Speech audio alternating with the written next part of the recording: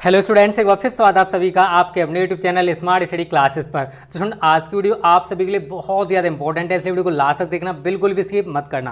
क्योंकि स्टूडेंट, आज की वीडियो में हम आपको अध्याय 1 से लेके अध्याय 8 तक, लेसन 1 से लेके लेसन 8 तक जो मोस्ट इंपॉर्टेंट डेरिवेशंस होते हैं स्टूडेंट, वो बताने वाले हैं। तो स्टूडेंट, ये बताना क्यों जरूरी है? क्योंकि तो बोर्ड एग्जाम्स में जो डेरिवेशन या लॉन्ग क्वेश्चन का पोर्शन रहता है वो 20 से लेके 25 अंक का रहता है। तो जिन बच्चों का सपना बोर्ड परीक्षा में 90+ स्कोर करना है, तो वो स्टूडेंट डेरिवेशन को स्किप नहीं कर सकते हैं। तो आज मैं आपको अध्याय 1 से लेकर 8 तक जितने भी इंपॉर्टेंट डेरिवेशंस होते हैं वो बताने वाला हूं। अगर आप ये तैयार कर लेते हो स्टूडेंट, तो 20 से 25 नंबर आप आसानी से प्राप्त कर सकते हो। तो स्टूडेंट, जो आप पढ़ रहे हो उसके साथ साथ आपको ये भी पढ़ना जरूरी है कि कौन सी चीज़ कितनी इंपॉर्टेंट है, तभी आप 90+ स्कोर कर पाओगे। अगर आप सोच रहे हो कि हम सब कुछ तैयार करें, पूरा चैप्टर तैयार करें तो 90+ ला सकते हैं, तो वो एक रटना हो जाएगा। अगर आप स्मार्ट तरीके से स्टडी करोगे तभी स्टूडेंट आप बोर्ड परीक्षा में 90+ स्कोर कर पाओगे। एक गुड न्यूज़ स्टूडेंट आप सभी के लिए ये है कि 10 या 11 जुलाई तक आपको हमारा जो ऐप है स्मार्ट स्टडी क्लासेस का, वो प्ले स्टोर पर देखने को मिल जाएगा, जिसमें स्टूडेंट आप डेली बेसिस पर टेस्ट दे सकते हो। बहुत कुछ फ्री स्टडी मटेरियल रहेगा और वहां पर आप हमारा टारगेट 90+ बैच डायरेक्ट ज्वाइन कर सकते हो।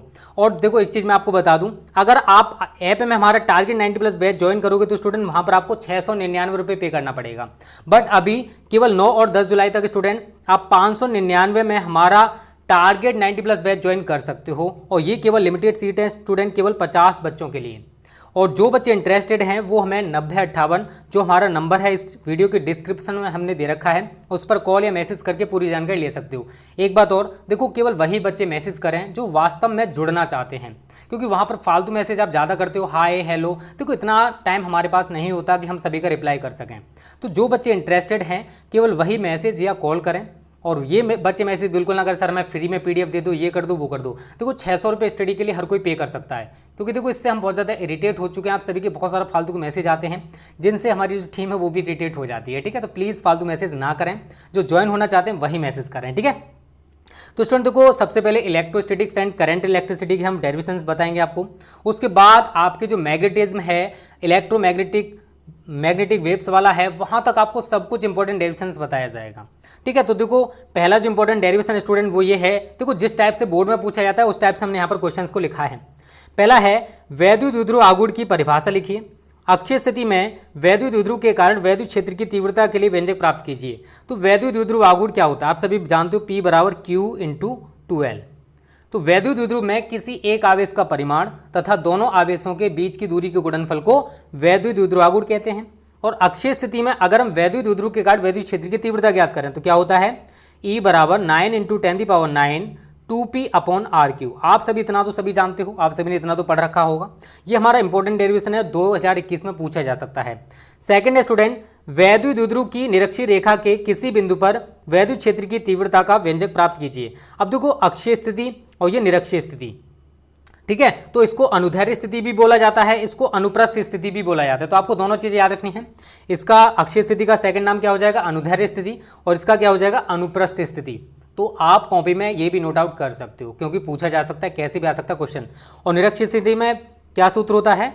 E = 9 × 10⁹ P/RQ। वहां पर 2P होता है तो यहां पर केवल P हो जाता है। अगला क्वेश्चन है स्टूडेंट इंपॉर्टेंट, एक समान वैद्युत क्षेत्र में स्थित वैद्युत विध्रुव पर लगने वाले बल युग्म आघूर्ण का व्यंजक प्राप्त कीजिए। तो आप सभी को पता होगा τ = Pe/sin⁡θ। और अगर हम थीटा का मान 90 कर देंगे तो टाउ का मान मैक्सिमम हो जाएगा। तो उस कंडीशन में हमारा τmax = Pe निकल के आता है। क्लियर है? आप सभी को ये तैयार हो गया होगा। तो यहाँ से आप ये भी एनालिसिस कर सकते हो कि आपकी तैयारी कैसी चल रही है। चौथा क्वेश्चन है, गॉस की प्रमेय से आप क्या समझते हैं? इसे सिद्ध कीजिए। तो φE बराबर क्या होता है? Q/ε0। किसी बंद पृष्ठ से गुजरने वाला वैद्युत फ्लक्स उस पृष्ठ द्वारा परिबद्ध कुल आवेश का 1/ε0 गुना होता है। और इसका प्रूफ भी हम आपको करा चुके हैं। ठीक है, अगला क्वेश्चन है स्टूडेंट पांचवा, रेखीय आवेश घनत्व से आप क्या समझते हैं? तो λ = Q/L। आप सभी जानते हो। गॉस की प्रमेय की सहायता से एक समान आवेशित अनंत लंबाई के सीधे तार के निकट वैद्युत क्षेत्र की तीव्रता के लिए व्यंजक आप सभी को पढ़ा चुके हैं। अगला क्वेश्चन है स्टूडेंट छठा, वैद्युत स्थितिकी में गॉस की प्रमेय लिखनी है। यहाँ पर आपको पहले गॉस की प्रमेय बताओगे और इसकी सहायता से एक समान आवेशित पतले गोलीय कोश के बाहर किसी बिंदु पर वैद्युत क्षेत्र की तीव्रता ज्ञात कीजिए। तो ये डेरिवेशन भी हम आपको करा चुके हैं। जिन बच्चों ने ना देखा हो प्लेलिस्ट में जाकर आप सारी वीडियोस देख सकते हो। ठीक है, अगला क्वेश्चन है 7वां, वैद्युत विभव की परिभाषा लिखिए। तो V बराबर क्या होता है, W/Q0। और बिंदु आवेश के कारण किसी बिंदु पर वैद्युत विभव के लिए व्यंजक R, और E होता तो E बराबर 9 × 10⁻⁹ Q/R² हो जाता है। ठीक है स्टूडेंट, तो यहाँ तक आपको सब कुछ क्लियर है ना। चलो आगे बात करते हैं अगले क्वेश्चन की।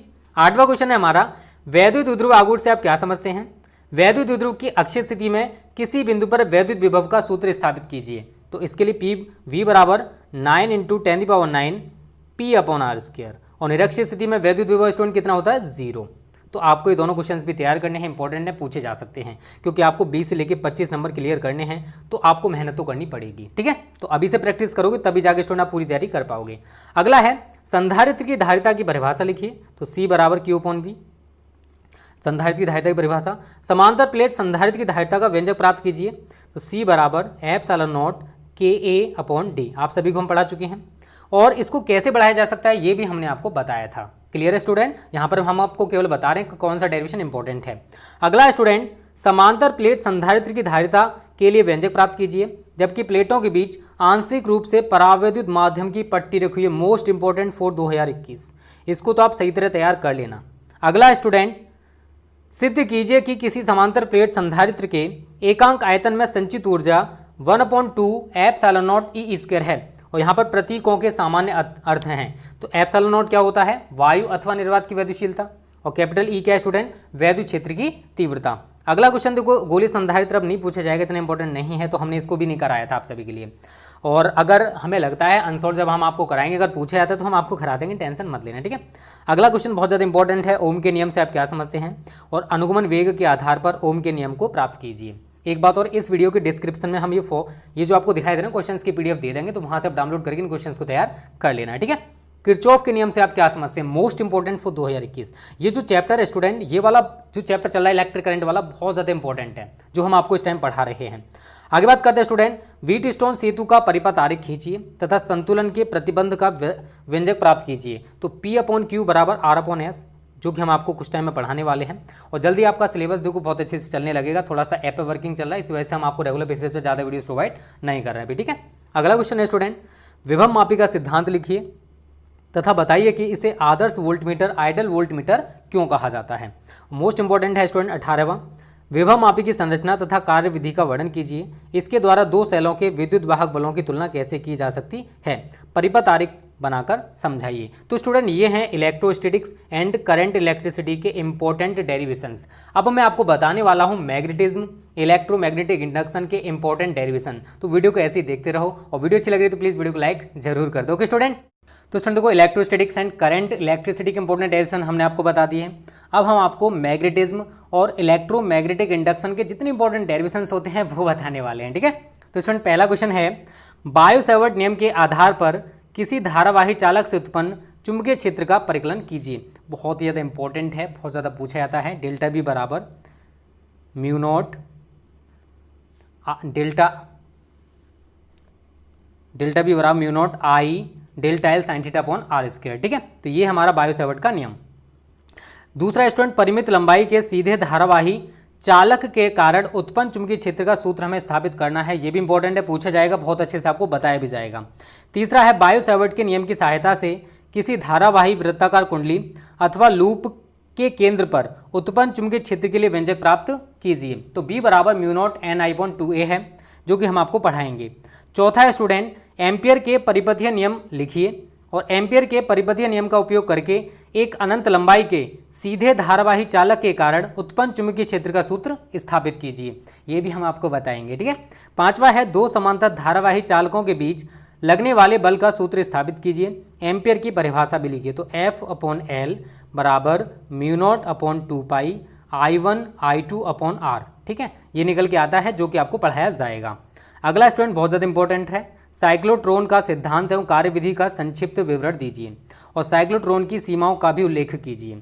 सातवां है, एक समान चुंबकीय क्षेत्र में स्थित चुंबकीय द्विध्रुव पर लगने वाले बल के आघूर्ण का सूत्र प्राप्त कीजिए। तो टाउ बराबर होता है NIAB sin θ, या फिर टाउ बराबर MB sin θ। ठीक है, चलो आगे बात करते हैं, बहुत ज़्यादा इंपॉर्टेंट है। भू चुंबकत्व के विभिन्न अवयव क्या हैं? 3 अवयव होते हैं, दिक्पात का कोण, नति कोण और पृथ्वी के चुंबकीय क्षेत्र का क्षैतिज घटक, और इनके बीच हमें संबंध भी बताना है। तो tan थीटा बराबर V/H होता है, जो कि आपको बहुत अच्छे से बाद में बताया जाएगा। चुंबकीय दृष्टि से पदार्थों को 3 वर्गों में बांटा गया है, प्रतिचुंबकीय पदार्थ, अनुचुंबकीय पदार्थ, लौह चुंबकीय पदार्थ, और प्रत्येक वर्ग की मुख्य विशेषताएं भी हम आपको बताएंगे। और यहाँ से जो क्वेश्चंस दिखाई दे रहा है ना, ये 2-3 चुंबकत्व के परमाणु मॉडल से आप क्या समझते हैं, इसके आधार पर प्रतिचुंबकत्व, अनुचुंबकत्व तथा लौह चुंबकत्व की व्याख्या कीजिए। 2021 के लिए बहुत ज़्यादा इंपॉर्टेंट है। और चुंबकत्व के परमाणु मॉडल के आधार पर प्रतिचुंबकीय, अनुचुंबकीय तथा लौह चुंबकीय पदार्थों में अंतर स्पष्ट कीजिए, ये भी बहुत ज़्यादा पूछा जाता है। आगे बात करते हैं, ये सारे क्वेश्चन इंपॉर्टेंट है स्टूडेंट जो हम आपको पढ़ा रहे हैं। चुंबकीय फ्लक्स से आप क्या समझते हैं, और विद्युत चुंबकीय प्रेरण संबंधी फैराडे के 2 नियम हैं, वो भी आपको बताने हैं। एक लंबी परिनालिका के लिए स्वप्रेरकत्व का सूत्र व्युत्पन्न करना है, ये भी इंपॉर्टेंट है। अन्योन्य प्रेरण से आप क्या समझते हैं, अन्योन्य प्रेरक गुणांक की परिभाषा, मात्रक एवं विमा बताइए। 2 समतल कुंडलियों के बीच अन्योन्य प्रेरकत्व के लिए सूत्र स्थापित भी कीजिए, ये भी इंपॉर्टेंट है। और यहाँ से तो क्वेश्चंस मोस्ट इंपॉर्टेंट बन जाते हैं जो मैं आपको बताने वाला हूँ। भंवर धाराओं से आप क्या समझते हैं, भंवर धाराओं से क्या हानियाँ हैं, इनके अनुप्रयोग भी लिखिए। और ये तो मोस्ट इंपॉर्टेंट है, ये मान लो हर साल किसी ना किसी सेट में आपको क्वेश्चन देखने को जरूर मिलेगा। प्रत्यावर्ती वोल्टेज स्रोत V बराबर V0 sin ओमेगा t से प्रेरकत्व L, धारिता C तथा प्रतिरोध R तीनों श्रेणी क्रम में जुड़े हैं। सिद्ध कीजिए कि परिपथ की जो प्रतिबाधा है Z बराबर अंडरूट के अंदर R² plus omega L minus 1/ओमेगा C का होल स्क्वायर तथा tan फाई बराबर ओमेगा L माइनस 1/ओमेगा C अपॉन R होगी। तो ये तो क्वेश्चन ये मान लो हर साल पूछा जाता है स्टूडेंट, और इस साल भी पूछा जाएगा 2021 में। यहाँ पर फाई स्टूडेंट क्या है, धारा तथा वोल्टेज है। आगे बात करते हैं स्टूडेंट अगले क्वेश्चन की। 17वां क्वेश्चन है, चौक कुंडली का कार्य सिद्धांत समझाइए तथा कुंडली में वाटहीन धारा के महत्व को समझाना है। ट्रांसफॉर्मर की रचना एवं कार्यविधि को समझाइए, और इसमें जो क्रोड है वो पटलित आकार की ही क्यों बनाई जाती है, ये भी हमको बताना है। 19वां है, प्रकाश के संचरण के संबंध में मैक्सवेल के विद्युत चुंबकीय तरंग सिद्धांत को समझाना है। 2021 के लिए पूछा जा सकता है। और 20वां है, वाटहीन धारा, इन पर हमें टिप्पणी लिखनी है, स्वप्रेरक गुणांक, तीव्रता। तो इसमें देखो टोटल 1 से लेकर 8 चैप्टर तक अगर आप क्वेश्चंस देखोगे तो 15 + 20 मतलब 35 इंपॉर्टेंट डेरिवेशंस हो जाते हैं। और आपकी ऑप्टिक्स हो गई या फिर मॉडर्न फिजिक्स होगी, वहाँ से भी इंपॉर्टेंट डेरिवेशंस जितने भी बनते हैं वो भी हम आपको बताएंगे। तो अगर आप इंपॉर्टेंट डेरिवेशंस तैयार कर लेते हो तो स्टूडेंट आपके 20 से लेकर 25 मार्क्स क्लियर हो जाएंगे बहुत अच्छे से। तो उम्मीद करता हूँ प्यारी सी छोटी सी वीडियो आपको पसंद आई होगी। अच्छी लगी तो वीडियो को लाइक और शेयर जरूर कर देना। और जो बच्चे टारगेट 90+ बैच ज्वाइन करना चाहते हैं आज ही ज्वाइन कर लो, क्योंकि आपके पास केवल 2 दिन है 599 रुपये में ज्वाइन करने के लिए। उसके बाद आपको 699 पे करना पड़ेगा। Okay students, thank you. जय हिंद, जय भारत।